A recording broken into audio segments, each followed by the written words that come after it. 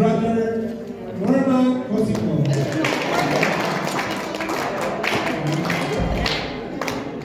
Wala po kami ng graduation.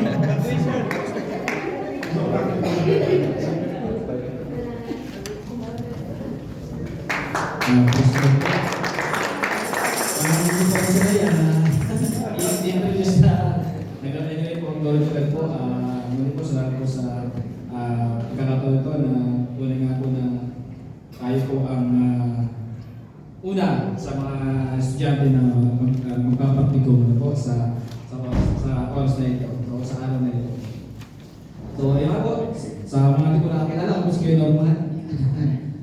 So, sa dito po ay ang ating po pagkaaralan ay matalagpuan po sa 1 Thessalonians chapter 1 verse 1-10. Pero bago pa tayo magsimula dyan ay meron po tayong makita ng mga pictures yan. Sino po makakilala sa mga pictures na yan? Amen. So, parte, iba yung mahilig sa history. Sino ba yung mahilig sa history? Yung magaling sa social studies. So, Sensa, sino ba yan? Andres Bonifacio. Hindi, kayo lang kilala ko. Wala na. So, bakit po natin kilala siya sa history? Kaya mo yan, so yan pa, yan po pwede ating national heroes na po na nung panahon po nila, sila po ay masabi po natin na iwan po ng isang mabuting halimbawa sa ating history o sa mga Pilipino noon, di ba? Si Jose Rizal, di ba? Yung mga libro kita ng Isdulat, yung mga Lola Vitangere, kay Jose Rizal. So sila po, ano po nila ay nag-iwan po sila ng mabuting halimbawa. Yan, sabi na, yung sa panahon nila, yung sila ay nagbubuhay. O baka sabihin nyo, kuya naman, mga ano na yan eh, mga tigok na yung mga yan eh, mga patay na eh. So, dito na po tayo sa kabilang slides. Yan. Sino po sa inyo ang nakakilala sa tao na yan? Siguro lahat po ay nakakilala sa tao na yan. So, nalilimbak na lang po kay Manny Pacquiao. Dati po siya ay once is katulad po natin na makasalanan, na lumog sa putik ng kasalanan, malayo sa Diyos. Pero nung siya nakakilala sa Panginoon, dahil sa kanyang boxing career, ay nakakilala siya sa Panginoon at naging isa po siyang Kristiyano. Nagkita niyo ang ating Panginoon sa kanyang buhay at namuhay ng isang bilang Kristiyano. At namuhay po siya isang mabuting halimbawa. Yan. Kung mapasin niyo po, lahat po ng, kung nababasa niyo po yung every fight ni Manny Pacquiao, ano po siya, lagi po siya, lahat ng nakakalaban niya ay sineshare niya ng gospel. So, yung Christian ako, sino yung pinakalaban niya, basta natatapos po na si Mayweather, talagang bold na bold po siya na share niya yung gospel. So, sa time po ni Manny Pacquiao ay, ano po siya, nag-set po siya ng isang mabuting halimbawa sa kanyang mga nakakalaban at sa kanyang distrito, yung parang hindi siya congressman o senador, marami po siyang ginawang mabuting halimbawa sa panahon niya. Sa ngayon po. So bakit po nasabi yung bakit po pinagkakita ng bagay niya? So sa gabi nito, ang pag-aaral din po natin ay tungkol po sa isang magiging mabuting halimbawa. Yan. A good example. So ayan po ang title ng ating pag-aaral sa gabi nito. Sabay-sabay po natin basahin. Good example. So ang passage ng ating scriptures ay matatagpuan po sa 1 Thessalonians chapter 1 verses 1 to 10. Hindi ko tayo kayo mag-study lahat bilang paggalang po sa kanyang Panginoon. Basahin ko po ang hindi ko po nagawin po natin alternate. Basahin ko po ang verse 1, basahin ko verse 2, hanggang sa verse 3, at pagdating po sa verse 10 ay sabay-sabay po natin basahin. Amen po. So basahin ko po 1 Thessalonians chapter 1 verses 1 to 10. Verse 1, Paul, Silvanus, and Timothy, to the church of the Thessalonians, in God the Father, and the Lord Jesus Christ, grace to you and peace. We praise God always for all of you, constantly mentioning you in our prayers. Remembering before our God and Father your work of faith and labor of love and steadfastness of hope in our Lord Jesus Christ. For we know, brothers, loved by God, that He has chosen you. Because our gospel came to you not only in word, but also in power and in the Holy Spirit and with full conviction. You know what kind of men we proved to be among you for your sake. And you became imitators of us as of the Lord. For you received the word in much affliction, with the joy of the Holy Spirit. Verse 7, so that you became an example to all believers in Macedonia and in Achaia. For not only has the word of the Lord sounded forth from you in Macedonia and Achaia, but your faith in God has gone forth everywhere, so that we need not say anything. Verse 9, for they themselves report concerning us the kind of reception we had among you, and how you turned to God from idols to serve the living and true God. Sabi-sabi natin pa sa verse 10. And to wait for His Son, yeah, begin. And to wait for His Son from heaven, whom He raised from the dead, Jesus who delivers us from the wrath to come. Amen. Pagpalain po sa tanang Panginoon, tayo po namin. Panginoon, sa galing ito, Panginoon, tulay na po na napakayaman ng inyong salita, napakayaman, at napakakailangan mga po sa ating mga buhay, Panginoon. Lord God, tulay, Panginoon, ay kayo po ang salita para sa amin, Panginoon. Bigyan po ang patanuan, ng wisdom, ng knowledge na gagaling sa inyo, Panginoon. Lord, let the Holy Spirit, Panginoon, ang pumilo sa aming buhay namin, Panginoon, ang salitang aming pag-aaral sa galing ito, Panginoon, ay aming tuwalin po, Panginoon, sa matatabang puso, sa matatabang bahagi ng aming mga puso, Panginoon. At Lord God, kayo po magpalago nito at makita sa aming mga buhay, Panginoon. Sabi po salamat, Panginoon, po ang daming ay pasalamat sa pangalan ni Jesus. Amen. Pwede po tayo mabupo. So, sabi nga po din sa Thessalonians, so bilang overview po ng ating pag-aaral sa gabi nito, so Paul, supported by Silvanus, Silas po yun, no? And Timothy wrote this letter to the Thessalonian believers as an encouragement to their faith, love, and hope in the Lord Jesus Christ. So Paul and his companions and apostles Timothy and Silas founded the church in Thessalonica during his second missionary. So ito po yung pangalawang missionary ni Paul, ano po, yung dito sa Thessalonica, in a city that was a major commercial and political center of Macedonia. So a little bit historical context lang po dito sa Thessalonica. So ano po, ito pong Thessalonica was the capital and the largest city of Roman province of Macedonia. Ano po. So ito po ay masabi sikat city o maganda yung ekonomiya ng lugar ito sa panahon na yun. Ano po, ito po ay a major road from Rome to the eastern province. The city serves as a center of trade and commerce. So meron po silang, siguro sa parang natin ngayon, meron silang mga delivery, marami silang yung mga kalakalan ng produkto nila yung maganda. At meron po silang port, yung parang yung kataunan ng mga barko. So ibig sabihin po, during this time po ay, sabi natin, Thessalonica is home of a mixed population, including Jews. Amen po. So yun po ay, sabi natin, parang New Zealand or Canada or USA na mixed population. So marami, po. So may mga Filipinos, may Indians, sa lahat po. At syempre yung mga katutubo dito. At masabi po natin, dahil po ito ay mixed populations, ano po dito, marami silang kanya-kanyang paniniwala. At pero marami po dito yung nalabi na marami silang Diyos. So during those time po ay, mga tao po dito ay, masabi po natin mga pagan. So mga sumasama sa mga Diyos. So idolatry po. So ayun po ang konting historical background po ng Thessalonica sa Thessalonica. So introduction po, during this time, many people who accepted Christ were persecuted, but the Thessalonians were said to have pushed through even in the midst of the suffering. So kung mapapasin niyo po dun sa verse 1 o verse 2, verse 3 ng letter ni Paul sa Thessalonians, nagpapasalamat si Paul kasi nga sa kabila ng suffering, sa kabila ng persecution, ay still na natiling tapat po yung mga believers po ng Thessalonians. So Paul said that they had been blessed by God and countless nations had heard about their faithfulness, which was a good or an example to all.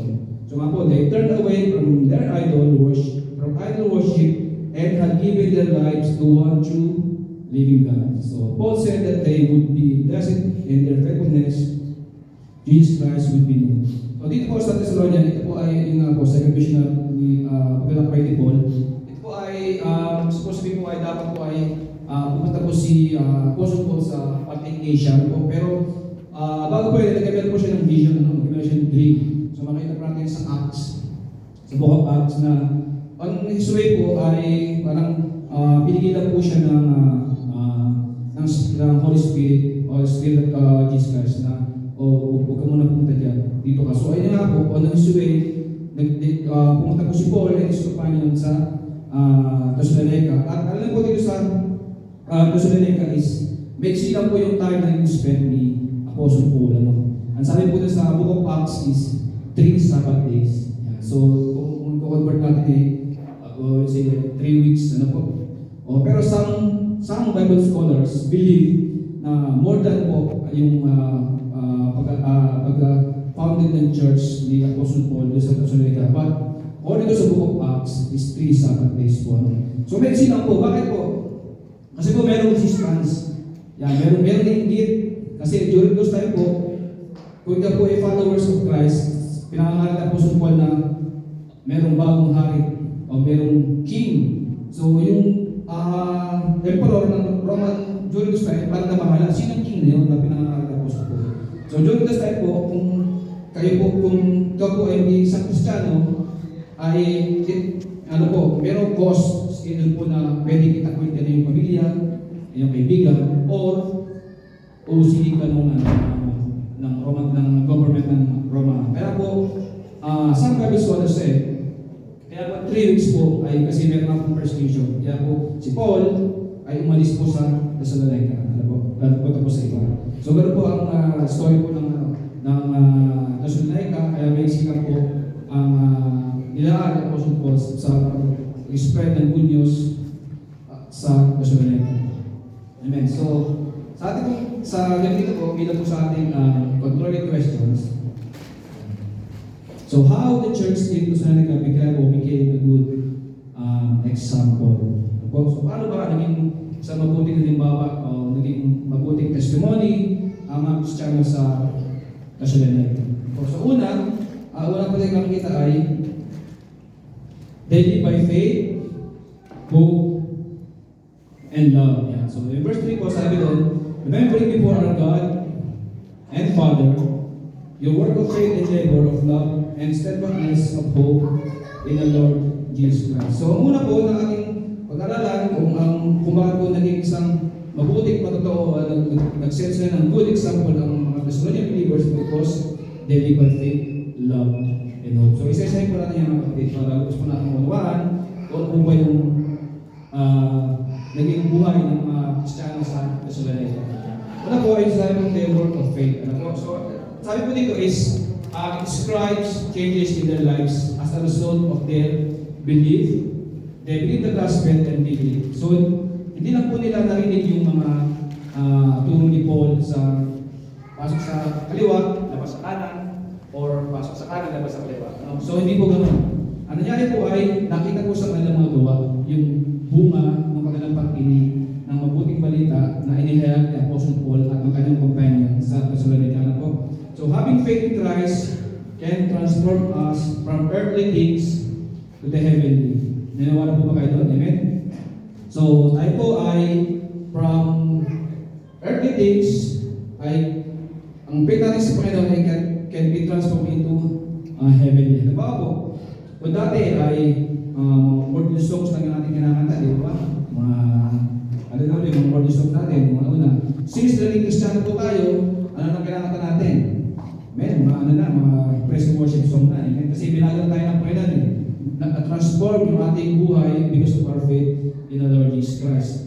Kung dati lagi tayong late sa work, simula mo na nakakalang tayo sa Panginoon, on time.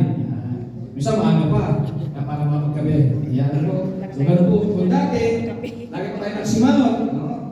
Yan, simang.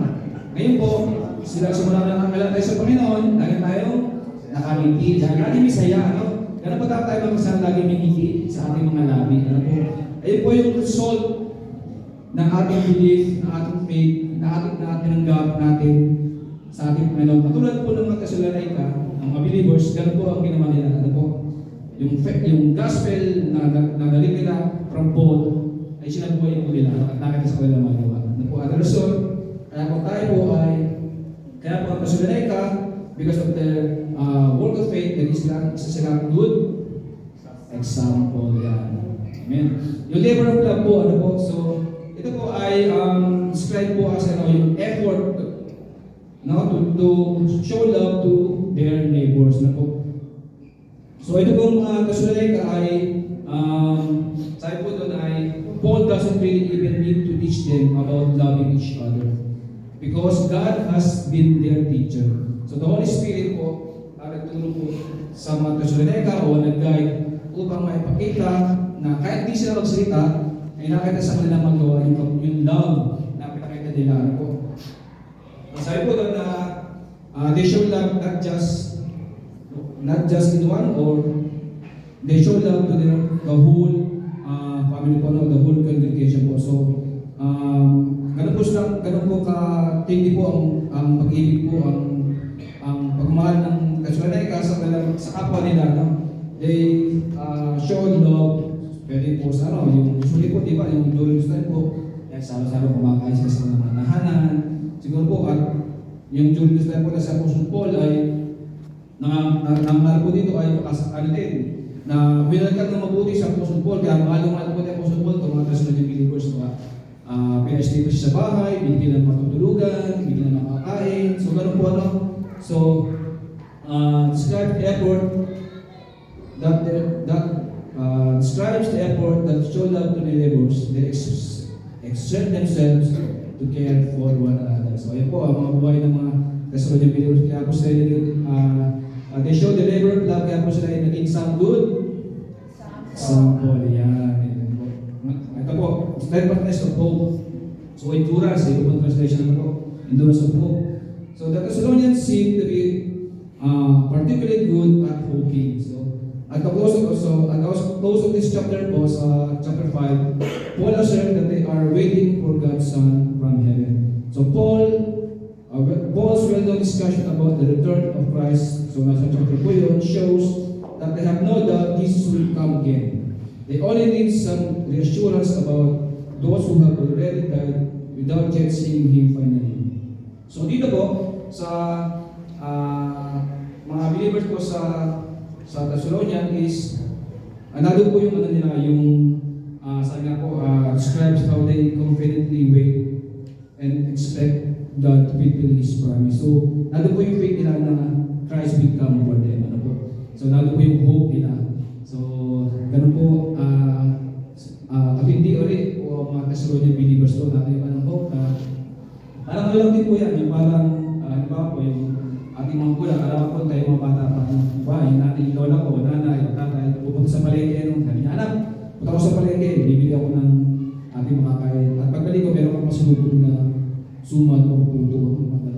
So, siyempre po, ang expect po ng anak o ng bata, babalik yung kanina nanay o tatay. At hindi na siya babalik, meron pa siyang dalang lubong na suman at puto. So, ganun po ang mga Thessalonian believers na po, patiently waiting sa pagbabalik ng ating Panginoon. Kaya din ang anak na sinabihan na may paslubong ka sa akin, puto at suman. So, ganun din po, ganun po ka-faithful ang mga believers po ng Thessalonians. So, their steadfastness of hope. Kaya po ang Thessalonian believers ay naging isang good. Amen. So, how the church in Thessalonica become a good example. So, yung una is, they live by faith, hope, and love and hope. So, ang pangalawa po is, they live as imitators of Jesus Christ and the apostles, or sa ibang translation ay followers po. They live as followers of Jesus, of Christ, and the apostles. Verse 6 po, and you became imitators of us and of the Lord, when you received the word in much affliction and with joy of the Holy Spirit. So, pag siya pa natin followers or I imitators, ano kaya sa tingin po yung bakit naging, sabi ko, they live as imitators of Jesus Christ, yung mga Thessalonian believers. Ano po ba yung kinain nila sa kay Apostle Paul? Ay po ba yung kung paano manamit si Apostle Paul? O kung paano maglakad si Apostle Paul? O kung paano, sino po dito yung mga mahilig mag-basketball? Sino po ba dito yung mga ini-imitate yung mga moves? Di ba? Si Kobe Bryant. Ini-imitate yung moves ni Kobe Bryant, ginagaya. O yung mga LeBron James. So dito po, ang mga Thessalonica po, ini-imitate po nila ay hindi po yung outside physical appearance po ng Apostle Paul, kundi kung paano po magturo si Apostle Paul ng Gospel of Christ. Ano po? So yun po yung ginagawa. Kaya po itong mga Thessalonian believers ay naging isa silang good example kasi nga po ginagaya nila yung mga turo na kanilang natanggap at pinapahagi din nila sa iba. Ano po? So kaya po sila ay naging isang good example. So how they become imitators of Christ? They follow and obey the teachings and example of Paul and Jesus Christ. So nakita ko nila sa buhay niya po, napakahalaga po ng sa ating buhay na yung tayo mag-isang buhay na totoo. Meron siya sabi po natin na kahit po tayo din sita, kung nakikita sa ating buhay yung kung paano ang Holy Spirit, kung paano tayo tinasperm from sinners hanggang sa nakakala tayo sa Panginoon. So napakahalaga po yun na mag-iisip tayo mabuting po totoo. Di ba lagi sinasabi ng ating pastor na tayo mag-iwan ng isang bakas, Kristiyano, amen po. So they follow and obey the teaching and example of Paul and Jesus Christ. And they receive the word in much affection and the joy of the Holy Spirit. So yun nga po, na itong mga Thessalonian believers siguro sila. Sabi na nung marinig nila na ay ganito pala, meron palang gospel, meron palang Christ na namatay sa kanila sa mga kasalanan po. So bilang pong ating application, so like the Thessalonian church, we should also live by faith, hope, and love in our Lord Jesus Christ. Share the gospel of Christ in any circumstances in our life. Share the good news to all the people. So ayun po, kaya po natin yan dito sa JFCN na i-share natin yung word of, o yung gospel na ating na-receive sa lahat dito po sa ating neighboring countries o sa ating malapit o mas malayo pa. Gaya po natin yung mga taga-Thessalonica na sineshare po nila yung gospel in spite ng kanilang circumstances po sa buhay. Amen po. So how the church in Thessalonica became a good example. Muna ay they live by faith, hope, and love. They live as imitators of Christ and the apostles. At ito po, they worship the living and true God. So, pagod po na nasabi ko kanina na ito akong mga Thessalonians ay uso po dito yung marami silang gusto. So, they are pagans, marami silang gusto. Yung hindi pa nila nakikilala ang salita ng Panginoon. So, verse 9, for they themselves report concerning us the kind of perception we had among you, and how you turn to God from idols. Ano po, hindi po yung turn idols to God, so hindi po na lang. So, turn to God from idols to serve the living and true God. So, dito nga po, so after their conversion to Christ, yung mga manampalataya sa Thessalonians, they abandoned their pagan ways. They no longer worship idols. Now they worship and serve the true God who lives eternally. Amen po ba? So Paul has been hearing the good news about the Thessalonian Christian from many people.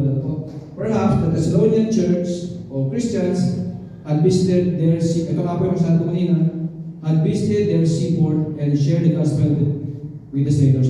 Katulad po na sa kanina na Thessalonica is a major city. So marami po, after po na marinig ng mga Thessalonian believers yung gospel na pinangalan ni Paul, ay ganito po din naman na nag-share din po sila ng gospel. At kaya po yung mga neighboring countries sila ay narinig yung kanilang mabuting halimbawa, yung good news o yung gospel of Christ sa mga mga Thessalonian believers. Kasi kung masikasin po yung mga Thessalonian believers na mag-share ng gospel. Kasi po, nakarating sa iba't ibang lugar. Kasi nga po, ang nangyari ay siguro sinamantala ng mga Thessalonian believers kasi yung mga sailors siguro parang umakan sila sa barko para i-share ng gospel. Tapos yung mga nagtatravel sa kanila, yung by land, yung mga siguro, yung mga nag-deliver, sineshare na rin ng gospel. So, pag umalis siya ng deliver, bumalik sa kanilang lugar, i-share din yung gospel. Dahil sa mga sa barko, pag pumunta sa kanilang lugar na, i-share din na rin natin nila para proteksyon niya. So, ganun po nangyari. Nag-spread po yung gospel sa near and far destination na po. So, doon po ng mga Thessalonian believers, nabuhay po sila with faith, with love and hope, and they turn to God from idols. So, Jubis po, napakahirap pong, sabi ko doon, itong scholars, napakahirap pong magbahagi doon po sa Thessalonian kasi nga po, is a mix of population. So, napakarami ng Diyos. Kaya po, with the help of the Holy Spirit, si Paul ay talagang maging musikasig sa pag-aaral ng gospel, sharing gospel sa kapila ng natin yung persecution, natin yung, siyempre, bawal tayo, Kristiyano, mag-share tayo ng gospel sa mga ibang tao dito, medyo mahirap kasi nga is a mixed profession, may kanya ng paniniwala. But Paul, diba, napaka-tindi ni Paul, talagang pinangalan niya yung puti balita. Amen po. So, alam po, sabi nga po doon is, alam po natin na sabi sa 1 John 5:21 na sabi na, "O little children, keep yourself from idols." So, ano po bang bukas natin sa isip pag ng idols? Kasi minsan, nang naisip natin yung mga altar lang, yung sabi idols o yung picture. Usually po, ang idols po is something na hindi po nakakahad lang sa ating sa Panginoon. So, yun po yung naging idols. Halimbawa po, ating career. Paano pa siya naging idol sa ating buhay? Kung inuuno natin yung career bago ang Panginoon. So dapat, Jesus first tayo ang pangalan natin. So panindigan natin yung pangalan ng Jesus first. So Jesus first, pangalan muna, bago ang career. Amen po. So pwede rin pong yung, nabawa yung social media. I'm not saying po na masama po yung pagkain sa social media. But, kung yung social media ay naging priority natin over God, ay mali na po, nagiging idols natin yung social media. Dapat, God first, and then, social media. Kasi malaki bagay din po yung social media para spread yung gospel dahil sa atin. Sino po dito yung mga media natin dyan. So I'm not saying na masama po, So dapat po, ang ating priority is always God, So God, kailangan ating panindigan, ang ating pangalan is Jesus first. Amen po. So, po, ibang tayo sa so how the church dito sa become a good example. Yung una, they live by faith, love, and hope. They live as imitators of Jesus Christ and the apostles. They worship the living and true God. At pang-apat po, ito po yung they are waiting for the Lord to come. And verse 10 po, and to wait for His Son from the heaven, whom He raised from the dead, Jesus who delivered us from the wrath of God. So ano po, 40 days po, after 40 days after rising from the dead, Jesus ascended to heaven, where He sits on the right hand side of the Father. So the Thessalonians were aware that He, or our God, has promised to return, and they were eagerly anticipating that day. So before He died on the cross and rose again and returned to heaven, Jesus urged His disciples not to be troubled. Amen? He described heaven as His Father's house with many rooms. So, sabi ko sa iba pong translation, many mansions. So, di ko natawag na pagkita. So, nung umakit po ang Panginoon sa langit, ay busy na ating Panginoon. Hindi siya yung pabadjing-badjing na sa taas. So, our Master is busy na He is preparing a place for us. So, nakakahaya naman sa ating mga servant na Panginoon na kung ating Master ay busy, dito sa lupa, dapat tayo maging busy din. Kasi yung Master natin ay busy. Ano po? Amen po. So, if I go and prepare a place for you, and I will come again and I will take you myself, that where I am with you, may be also. So, praise God po, tunay nga po na yung mga Thessalonian believers ay they patiently waiting for the Lord to come.